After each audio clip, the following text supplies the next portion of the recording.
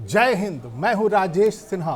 दोस्तों, आज हम बात करेंगे ईरान की, हम बात करेंगे अमेरिका की, और हम यहां पर बात करने वाले हैं अमेरिका के राष्ट्रपति डोनाल्ड ट्रंप की और ईरान के सुप्रीम लीडर खामनेई की और पूरी दुनिया की।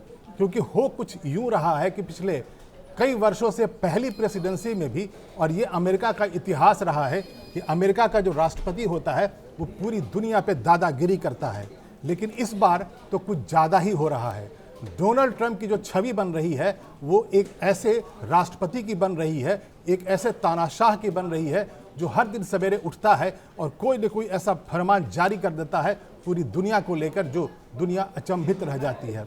अगर आप इंटरनेशनल मामलों के जानकार हैं, अगर आपका इंटरनेशनल अफेयर्स में आपका इंटरेस्ट होता है, तो सवेरे सवेरे जब आप नींद से जागते हैं तो आपको यही दिखता है। डोनाल्ड ट्रंप का ट्रुथ सोशल पे एक फरमान आ जाता है और किसी भी दिन कुछ भी कह देते हैं। जैसे अभी उन्होंने कह दिया कि वो वेनेजुएला की तरह ही तर्ज पर ही ईरान पर हमला करेंगे, साफ साफ कह दिया कि मदद लेकर आने वाले हैं। तो सवाल तो यही उठता है ना, आखिर डोनाल्ड ट्रंप को रोका क्यों नहीं जा रहा है? पूरी दुनिया में एक से एक शक्तिशाली देश है, यूनाइटेड नेशंस है, G8 है, G20 है, रूस है, चाइना है, सब आखिर चुप क्यों है? अगर ईरान का ही नंबर आ गया है, जैसा डोनाल्ड ट्रंप कह रहे हैं कि उन्हें खामनेई के रजीम को बदलना है, वहाँ के लोगों पे जो गोलीबारी चल रही है हम उसको शांत करना चाहते हैं और वहाँ खामनेई रजीम को हटा करके एक दूसरा रजीम हम वहाँ स्थापित करना चाहते हैं, तो नेचुरल सवाल आपके मन में यही आना चाहिए, डोनाल्ड ट्रंप आखिर हैं कौन? ईरान में मिलिट्री कार्रवाई करने का अधिकार डोनाल्ड ट्रंप को दे कौन सकता है? वेनेजुएला में उन्होंने ऐसे ही किया। और अगर वो कह रहे हैं कि वो आ रहे हैं, वहाँ के लोगों की मदद करने आ रहे हैं, तो आखिर वो क्यों आ रहे हैं? वेनेजुएला में हमने सबने देखा कि एक दिन अचानक रात में वो वेनेजुएला पर हमला कर देते हैं। वहाँ के राष्ट्रपति मादुरो को पकड़ करके हथकड़ी लगा करके पत्नी सहित अमेरिका लेकर आते हैं। ये अधिकार डोनाल्ड ट्रंप को दिया किसने था? क्या विश्व बिरादरी को यह सवाल नहीं पूछना चाहिए कि डोनाल्ड ट्रंप ऐसी दादागिरी कर क्यों रहे हैं? यूनाइटेड नेशंस चुप क्यों है?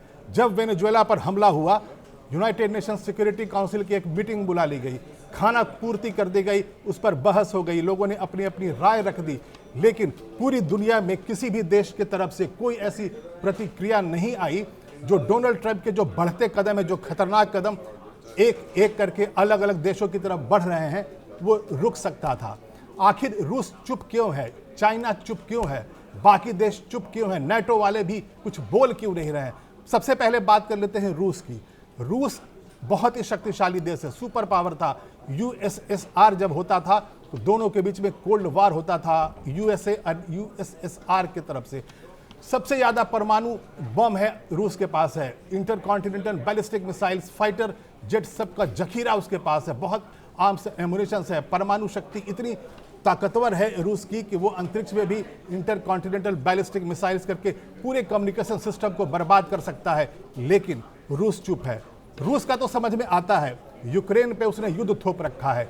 जैसे डोनाल्ड ट्रंप कर रहे हैं, वैसे ही एक दिन 2022 में 24 फरवरी को डोनाल्ड ट्रंप की उसी की तर्ज पर पुतिन यूक्रेन में घुस जाते हैं। और आज 4 वर्ष हो चुका है, यूक्रेन का युद्ध लगातार चल रहा है और एक खुशहाल देश, एक शांतिपूर्ण तरीके से जीने वाला देश यूक्रेन को पुतिन ने बर्बाद करके रख दिया।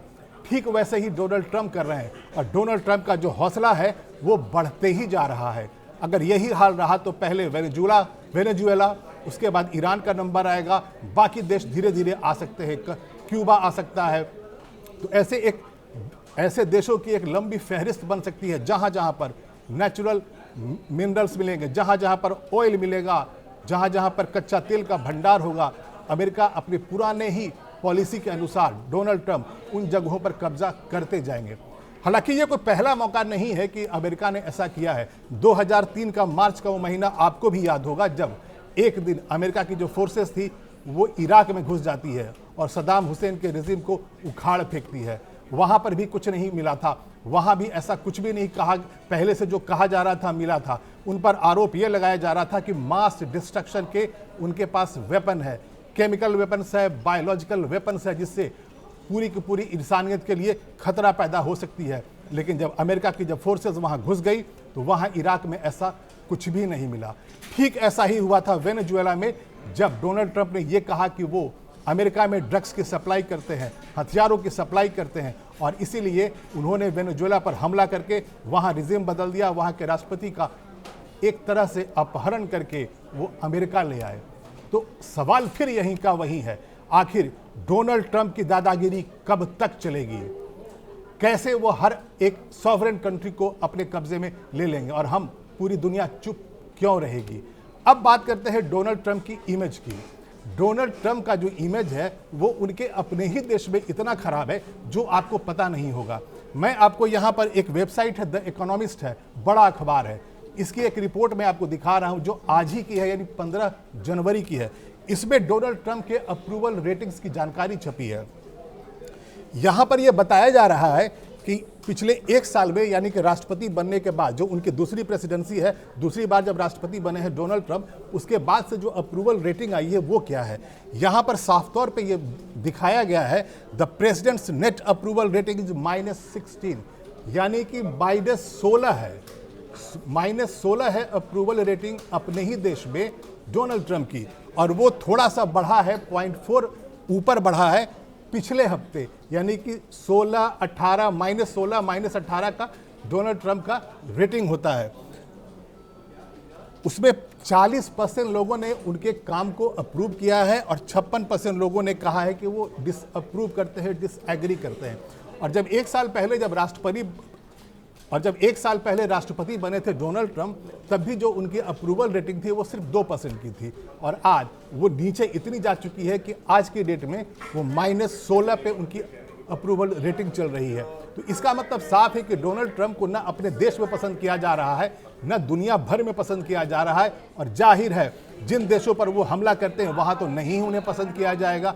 बात अगर हम अमेरिका की कर रहे हैं, बात अमेरिका की जनता की कर रहे हैं, और हम डोनाल्ड ट्रंप के लोकप्रियता की अगर कर रहे हैं, तो आपको भी याद होगा, बस कुछ महीने पहले की बात है जब पूरे अमेरिका में छोटे छोटे कस्बों में, छोटे छोटे शहरों में, 2700 शहरों में डोनाल्ड ट्रंप के खिलाफ वहां पर प्रोटेस्ट हुए थे।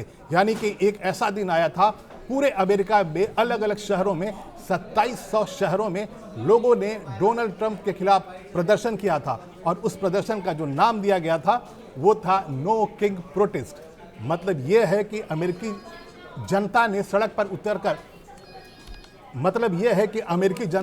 पर उतरकर यही कहा था कि डोनाल्ड ट्रंप, आप राजा नहीं हैं, आप अमेरिका के चुने हुए राष्ट्रपति हैं और आपको कानून के तहत ही सब कुछ करना है, आप मनमानी नहीं कर सकते हैं।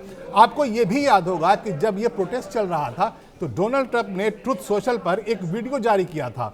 उसमें उन्होंने राजा की तरह मुकुट पहन रखा था और उन्होंने एक हवाई जहाज से अमेरिका की जनता को, जो सड़कों पर प्रदर्शन कर रही थी उन्हीं के खिलाफ, उनके ऊपर वो कीचड़ डाल रहे थे। AI जनरेटेड ये वीडियो था और वो ये कह रहे थे अमेरिका की जनता को कि मैं आपका राष्ट्रपति नहीं हूं, मैं राजा हूं, अमेरिका का राजा हूं, देखो मैंने मुकुट पहन रखा है और मैं आपके ऊपर कीचड़ डाल रहा हूं। एक दूसरा भी वीडियो उन्होंने पोस्ट किया था, उसमें वो ऐसे बिहेव कर रहे थे जैसे वो राजा की तरह बैठे हैं और वहां जनता उनके नीचे सिर नवा रही है। तो डोनाल्ड ट्रंप का जो काम करने का तरीका रहा है वो शुरू से ऐसे ही रहा है। वो लगातार मनमानी करते हैं, लगातार ऐसे फैसले लेते हैं, लेकिन हैरत की बात यही है, पूरी दुनिया चुप है। दुनिया में कोई ऐसा देश नहीं है जो मुखर अंदाज में, मुखर आवाज उठा करके डोनाल्ड ट्रंप को रोकने की कोशिश करे, और इसीलिए वो लगातार इस तरह के फैसले लेते जा रहे हैं। और हर आए दिन सवेरे जब आपकी आंख खुलती है तो आपको कुछ ऐसा नजर आ जाता है जो आपको हैरत होता होगा कि ये इंसान अमेरिका जैसे देश का राष्ट्रपति बन कैसे गया।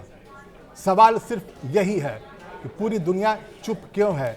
एक के बाद एक अरब कंट्रीज पर वो हमला कर रहे हैं और ये पूरी दुनिया को पता है कि डोनाल्ड ट्रंप हमला क्यों करते हैं।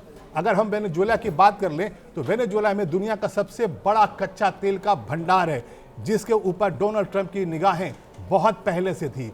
बहुत पहले से वो कोशिश कर रहे थे कि इस सबसे बड़े भंडार पे वो कब्जा कर लें, और उसके बाद महीनों के प्रिपरेशंस के बाद एक दिन ऐसा आया, रात में उन्होंने वेनेजुएला पर हमला कर दिया। सिचुएशन रूम में बैठ के वो खुद मॉनिटर कर रहे थे और उसके बाद वहाँ के राष्ट्रपति को वो पकड़कर ले आए और वहाँ का जो कच्चा तेल का जो भंडार था उसके ऊपर उनका कब्जा हो गया। उसका मतलब साफ था, वो चाहते यही थे कि उनके पास जो तेल का जो भंडार है, वो जो सबसे बड़ा भंडार है, वो उनके कब्जे में आ जाए। आपका यहाँ पर जानना ये भी बहुत ज़रूरी है, जितना कच्चा तेल का भंडार अमेरिका के पास है, उसका 4 गुना वहाँ वेनेजुएला में था। तो वो इस कदम से यानी वेनेजुएला पर हमला करके, वेनेजुएला पर कब्जा करके उन्होंने एक तीर से 2 शिकार कर लिया। पहला, उन्हें रूस में पुतिन को ठंडा करना था। पुतिन चूंकि लगातार आर्म्स एंड एमुनिशंस खरीद रहे हैं, सस्ता कच्चा तेल बेच करके पूरी दुनिया को वो तेल बेच रहे थे, और उससे जो पैसे आते थे वो यूक्रेन युद्ध के लिए आर्म्स एंड एमुनिशंस खरीदते थे। और इसी बात से परेशान था नेटो, इसी बात से परेशान थे ट्रंप। उन्हें लग रहा था कि अगर पुतिन को रोकना है तो सबसे पहले उनके रेवेन्यू जनरेशन को रोकना पड़ेगा, और उसी में वो सक्सेसफुल नहीं हो रहे थे। 4 वर्ष हो गए हैं, यूक्रेन का युद्ध आज भी चल रहा है। इसीलिए उन्होंने वेनेजुएला पर कब्जा कर लिया ताकि वहां से तेल निकाल करके वो सस्ते दामों पर दुनिया को तेल बेच सके, ताकि जो देश, भारत भी तेल खरीदता है रूस से, सस्ते दामों पर खरीदता है, तो उनका मकसद ये था कि अब दुनिया के देशों को वो सस्ता तेल बेच सकेंगे और कंपटीशन देंगे तेल बेचने में रूस को, ताकि उसका जो रेवेन्यू जनरेशन है, उसके जो पैसे कमाने का जो तरीका है, उस पर रोक लगाई जा सके, ताकि पुतिन कमज़ोर पड़ जाए और यूक्रेन का युद्ध खत्म हो जाए। लेकिन सवाल आज भी वही है, अगर क्या अमेरिका का राष्ट्रपति कोई भी हो, डोनाल्ड ट्रंप हो, तो क्या वो दादागिरी ऐसे ही करता रहेगा? क्या अरब कंट्रीज कुछ नहीं बोलेंगे? कोई बड़ा एक्शन क्या उनके खिलाफ नहीं लिया जाएगा? यूनाइटेड नेशंस क्या कोई ऐसा रेजोल्यूशन नहीं पास कर सकता है जिससे पूरी दुनिया की निगाहें उस पर आए और उसके बाद उनके जो मनमानी कर रहे हैं उस पर लगाम लगाई जाए? लेकिन हैरानी की बात यही है कि डोनाल्ड ट्रंप को कोई रोक नहीं पा रहा है। आज भी हर दिन वो सवेरे उठते हैं, कोई न कोई एग्जीक्यूटिव ऑर्डर साइन कर देते हैं और कह देते हैं ये मेरा फरमान है, पूरी दुनिया को मानना पड़ेगा। 500% टैरिफ लगाने की धमकी देते हैं, 50% इंडिया पे लगा रखा है। पूरी दुनिया को झुकाने की कोशिश कर रहे थे पहले टैरिफ की मदद से, और अब 75 देशों को उन्होंने वीज़ा रोक दिया है। उसमें रूस है, ईरान है, ऐसे देश हैं जिनके नागरिकों को अमेरिका अब वीज़ा नहीं देगा। और शायद यही बड़ा कारण है कि उनकी जो अप्रूवल रेटिंग है वो लगातार अमेरिका में गिर रही है। सिर्फ 1 वर्ष का अभी तक उनका शासन रहा है, वो अमेरिका के अब तक के सबसे अलोकप्रिय राष्ट्रपति बन चुके हैं। और अमेरिका की जनता अब उस दिन की तरफ देख रही है जब उन्हें ट्रंप से मुक्ति मिल पाए। लेकिन मेरा सवाल अभी भी यही है, विश्व बिरादरी से है, आखिर दुनिया ट्रंप को मनमानी कब तक करने देगी? ट्रंप अपनी दादागिरी कब तक करते रहेंगे? अभी के लिए इतना ही। मैं फिर आऊंगा, ऐसे ही कोई जानकारी लेकर आऊंगा आपके लिए। तब तक के लिए धन्यवाद।